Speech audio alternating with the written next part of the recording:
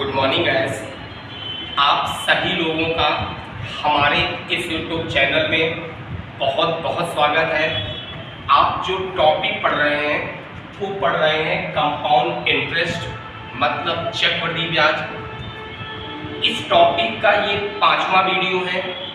जो लोग हमारे चैनल में पहली बार जुड़ रहे हैं वो सबसे पहले इसके पीछे के पूरे चारों वीडियो को बहुत अच्छे से देखें और सीखें, क्योंकि जब तक आप वो चारों वीडियो को देखकर नहीं सीखते हैं तब तक आज की क्लास में आपको बहुत ज़्यादा चीज़ें समझ में आने वाली नहीं है। क्योंकि जो आज की क्लास है वो पिछले वीडियो से रिलेटेड है। पिछले वीडियो से रिलेटेड क्यों है? क्योंकि पिछले वीडियो में हमने आपको ऐसे क्वेश्चन सॉल्व करना बताए हैं जहां पर मूलधन की वैल्यू आपको गिवन होती है। जब आपको मूलधन की वैल्यू गिवन होती है तो वहां पर हमने साधारण ब्याज, चक्रवृद्धि ब्याज, दोनों का अंतर, पहले साल का ब्याज,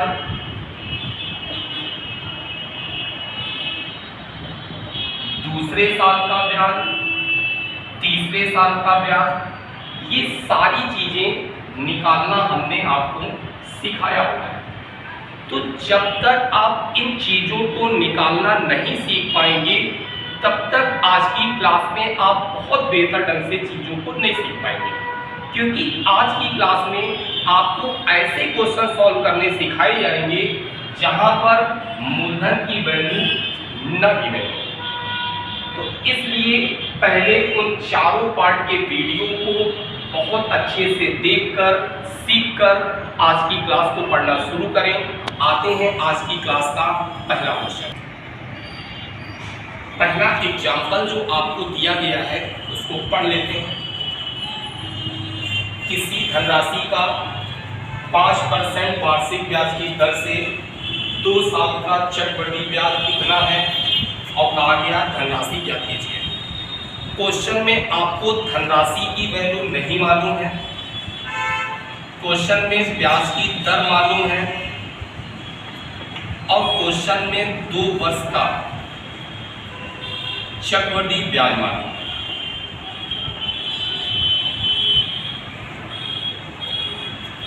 ऐसे क्वेश्चन जहां पर आपको मूलधन की वैल्यू न मालूम हो तो सबसे पहले मूलधन को मानते हैं।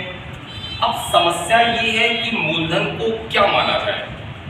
बहुत लोग 1, 2, 3, 4, 100, 200, 500, 1000, 2000 ऐसे मानते हैं। ऐसे चीज़ों को मूलधन कभी नहीं माना जाता, क्योंकि जब आप ऐसे क्वेश्चन को मूलधन मानते हैं तो कभी कभी होता क्या है, क्वेश्चन पॉइंट में चला जाएगा। जब आप सॉल्विंग कर रहे होंगे तो चीज़ें अगर पॉइंट में आ जाएंगी तो क्वेश्चन बहुत लेंदी हो जाएगा एग्जाम के तौर पर। इसलिए जब कभी भी मूलधन को मानना हो तो सबसे पहले ब्याज की दर को फ्रैक्शन बना लीजिए। ब्याज की दर 5% है, 5% का जो फ्रैक्शन होता है वो 1/20 होता है। जो अपॉन में लिखा है यही हमारा मूलधन है। जो अपॉन में लिखा है यही हमारा मूलधन है। क्वेश्चन 2 साल के लिए है, 20 की पावर 2 मतलब 400 रुपये हमारा मूलधन हो गया। अब चीज़ों को सॉल्व कर लेंगे जैसे पिछले वीडियो में हम लोगों ने हल किया था। 2 साल के लिए धनराशि दी गई है, मतलब 2 साल का पहले आप ब्याज निकालें। 400 का 1/20 मतलब 20 रुपये आपको ब्याज के रूप में मिला। 20 का 1/20 मतलब 1 रुपये ब्याज मिला और जो चक्रवृद्धि ब्याज हो गया वो हो गया 41 रुपये। यहाँ पर तो चक्रवृद्धि ब्याज 41 हुआ। क्वेश्चन में चक्रवृद्धि ब्याज दिया गया है, इक्वल करा दीजिए। अगर 41 वैल्यू इसके इक्वल है तो यहाँ से 1 की वैल्यू निकल कर आएगी 512.5/41। ये इसको काट देगा 12.5 बार में। मूलधन पूछा गया है, मतलब 400 की वैल्यू पूछी गई है, सॉल्व कराने पर आपका आंसर आ जाएगा 5000। उम्मीद करते हैं चीज़ें आपको समझ में आई होंगी। आते हैं नेक्स्ट एग्जाम्पल में। अब सही होगा सर। सेकेंड एग्जाम्पल को समझते हैं। किसी धनराशि का 4% वार्षिक ब्याज की दर से 2 साल का चक्रवृद्धि ब्याज दिया गया है और हमसे पूछा गया है साधारण।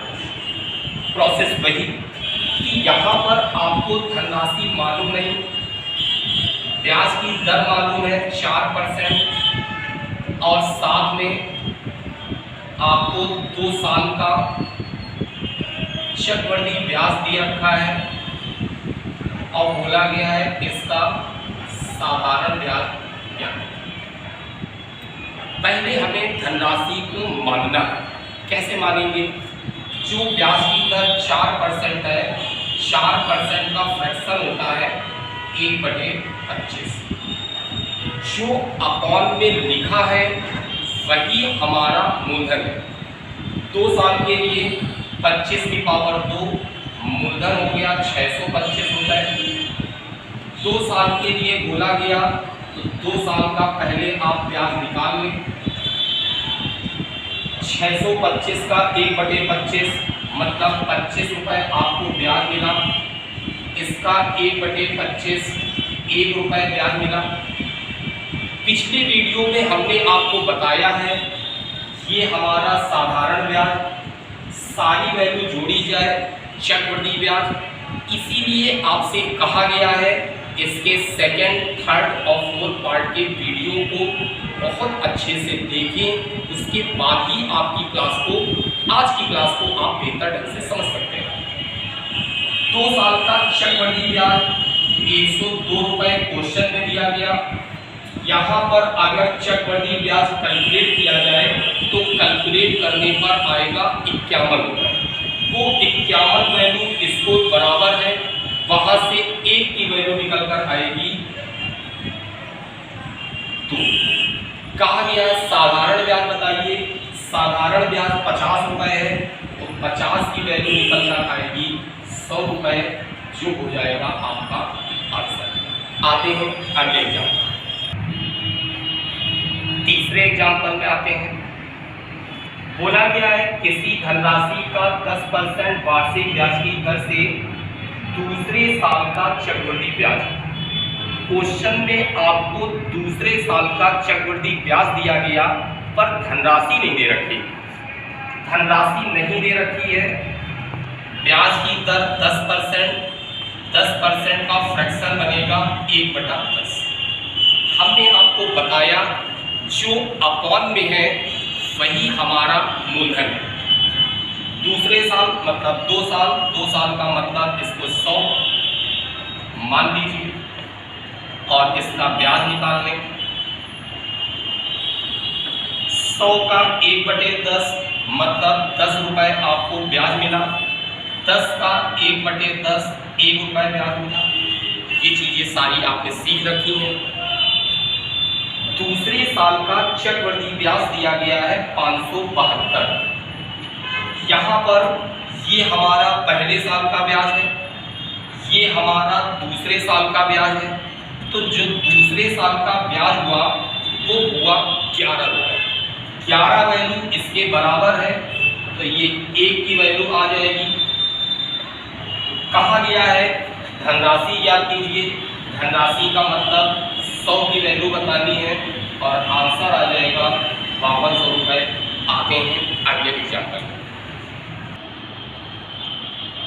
क्वेश्चन में ये कहा गया कि किसी धनराशि का 10% वार्षिक ब्याज की दर से तीसरे साल का चक्रवृद्धि ब्याज।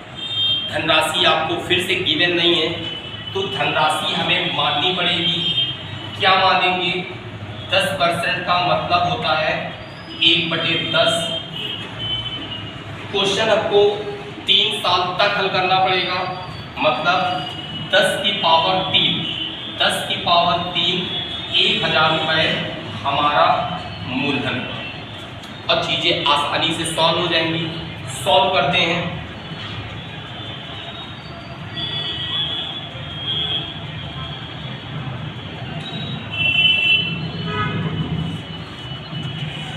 इसका 1/10 ब्याज के रूप में मिला, इसका 1/10 मतलब 100 रुपए आपको ब्याज मिला। 100 का 1/10 10 रुपए मिला, उसका डबल यहाँ पर इसका 1/10 1 रुपए ब्याज के रूप में मिला। क्वेश्चन में तीसरे साल का चक्रवृद्धि ब्याज दिया गया। हमारे पास ये पहला साल, ये दूसरा साल और ये तीसरा साल। जो तीसरा साल है उसका ब्याज आपके पास 121 रुपए। तो यहाँ से 1 की वैल्यू निकाल आएगी। जब आप इसे कैलकुलेट कर रहे होंगे तो यहाँ से 1 की वैल्यू निकल कर आ जाएगी और हमसे पूछा गया है मूलधन ज्ञात कीजिए। मूलधन से मल्टीप्लाई करा देंगे और आपका आंसर आ जाएगा। चीजें आपको बेहतर ढंग से समझ में आ रही होंगी। आते हैं अगले एग्जाम्पल में। इस क्वेश्चन में आपको ये दिया गया, किसी धनराशि का 10% वार्षिक ब्याज की दर से 2 साल में सीआई और एसआई का अंतर दिया गया है, धनराशि ज्ञात कीजिए। अलग अलग क्वेश्चन में अलग अलग डाटा दिया होता है और आपसे पूछेगा प्रिंसिपल उसका क्या होगा। तो हमने आपको बताया पहले प्रिंसिपल को मानते हैं। क्या मानते हैं? ब्याज की दर जो है उसको फ्रैक्शन बना दीजिए। फ्रैक्शन बनेगा 1/10, 2 साल के लिए है, 10 की पावर 2 मतलब 100 हमारा मूलधन हुआ और इसी का निकालते हैं ब्याज। इसका 1/10 ब्याज के रूप में मिला, इसका 1/10 ब्याज के रूप में मिला। अगर आपने पुराने वीडियो को बहुत अच्छे से देखा हुआ है तो वहाँ पर हमने आपको ये बताया है, अगर हम साधारण ब्याज को हटा दें जो बचता है वो सीआई और एसआई का अंतर होता है।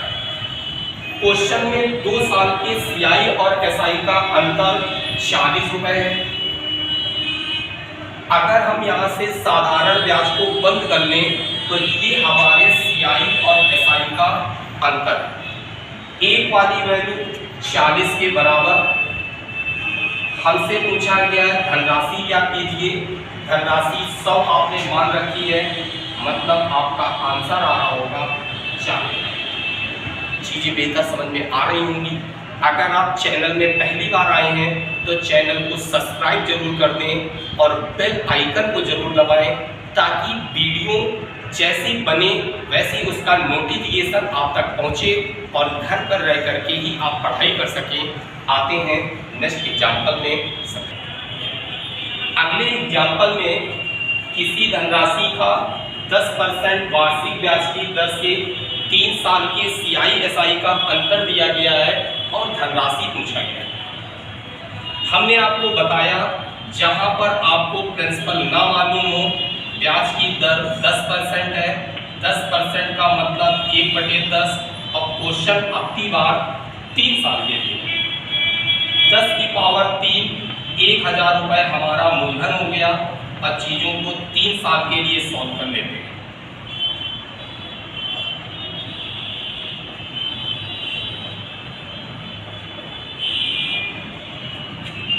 हजार का 1/10 ब्याज मिला, 1000 का 1/10 मतलब 100 रुपए आपको ब्याज मिला। इसका 1/10 10 रुपए ब्याज मिला, डबल यहाँ मिला। इसका 1/10 1 रुपए ब्याज के रूप में मिला। क्वेश्चन में बोला गया 3 साल के सीआई और एसआई का अंतर 620। हमने आपको सिखाया है अगर साधारण ब्याज को हटा दिया जाए बाकी बची वैल्यू सीआई और एसआई के अंतर को बताती है। साधारण ब्याज बंद कर लीजिए। अब आपके पास जो वैल्यू बची है वो सीआई और एसआई का अंतर है। सीआई एसआई का अंतर कितना हुआ? 31 रुपए। तो ये वैल्यू 31 के बराबर, तो यहाँ से 1 की वैल्यू निकल के आई 20 रुपए। अब पूछा गया धनराशि ज्ञात कीजिए, मतलब 1000 की वैल्यू आपको बतानी। उम्मीद करते हैं चीजें समझ में आई होंगी। आते हैं अगले एग्जाम्पल में। क्वेश्चन में ये बोला गया किसी धनराशि का 5% की दर से 3 साल के CI और SI का अंतर दिया गया 15.25 और वहां से आपसे ये चीज पूछी गई, धनराशि ज्ञात करनी है। साधारण ब्याज ज्ञात करना है, चक्रवृद्धि ब्याज ज्ञात करना है,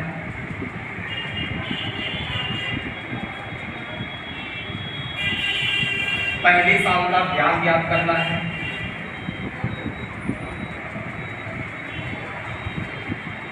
दूसरे साल का ब्याज ज्ञात करना है,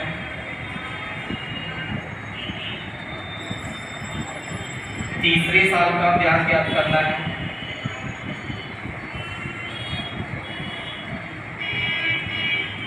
इतनी सारी चीजें आपसे पूछी है। चीजों को समझते हैं। हमने आपसे बताया जहां पर आपको मूलधन ना मालूम हो तो पहले ब्याज की दर को फ्रैक्शन बनाइए। 5% का फ्रैक्शन बनेगा 1/20।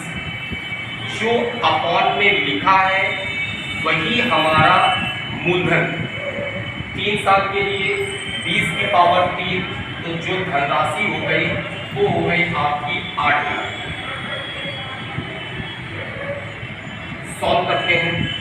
आपने 3 साल के लिए उधार दिया तो पहले 3 साल का ब्याज कैलकुलेट कर लीजिए।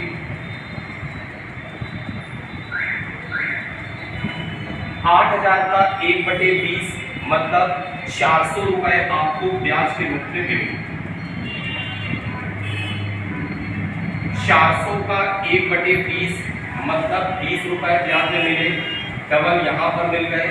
इसका 1/20 मतलब 1 रुपए ब्याज के रूप में मिला। क्वेश्चन को सॉल्व करने के लिए हमने आपसे बताया अलग अलग क्वेश्चन में अलग अलग डाटा आपको गिवन होता है। यहाँ पर CI और SI का अंतर आपको गिवन है। ये CI और SI का अंतर है। अगर हम साधारण ब्याज को बंद कर लें तो हमारे पास CI और SI का अंतर आएगा 61 रुपये। तो ये वाली वैल्यू 61 को प्रेजेंट करती है। डिवाइड करा देंगे तो ये 1 की वैल्यू आ जाएगी। अगर आपसे पूछा गया धनराशि ज्ञात कीजिए मतलब 8,000 से मल्टीप्लाई करा दीजिए, आपका आंसर आ जाएगा 0.25। 1 की वैल्यू है, धनराशि ज्ञात करनी है तो धनराशि से मल्टीप्लाई। अगर इसी क्वेश्चन में आपसे ये कहा जाता साधारण ब्याज ज्ञात कीजिए, अगर ये 1 की वैल्यू आई है 0.25, साधारण ब्याज ज्ञात करना है। साधारण ब्याज आपके पास कितना है 1200 रुपए, तो 1200 से मल्टीप्लाई साधारण ब्याज की वैल्यू आ गई। अगर आपसे कहा जाए चक्रवृद्धि ब्याज ज्ञात कीजिए, 1 की वैल्यू 0.25 है, चक्रवृद्धि ब्याज निकालना है तो 1260 और 61, 1261 से मल्टीप्लाई तो आ गया चक्रवृद्धि। अगर पूछा जाए पहले साल का ब्याज कितना है, 1 की वैल्यू 0.25 निकली है, ये हमारा पहला साल होता है, 400 से मल्टीप्लाई आ गया पहला साल। अगर पूछा जाए दूसरे साल का ब्याज कितना होगा, 1 की वैल्यू 0.25 है, दूसरे साल का ब्याज कितना होगा 420 से मल्टीप्लाई आपका आंसर। अगर पूछा जाए तीसरे साल का ब्याज कितना होगा, 1 की वैल्यू 0.25, तीसरे साल का ब्याज पूछा गया है 441 से मल्टीप्लाई आ जाएगा तीसरे साल का ब्याज। उम्मीद करते हैं चीज़ें आपको बेहतर समझ में आ गई होंगी। यहाँ से टाइप 4 पूरी तरह से कंप्लीट होता है। वीडियो को अंत तक देखा करें ताकि चीज़ें आपको बेहतर समझ में आए, और मिलते हैं अगली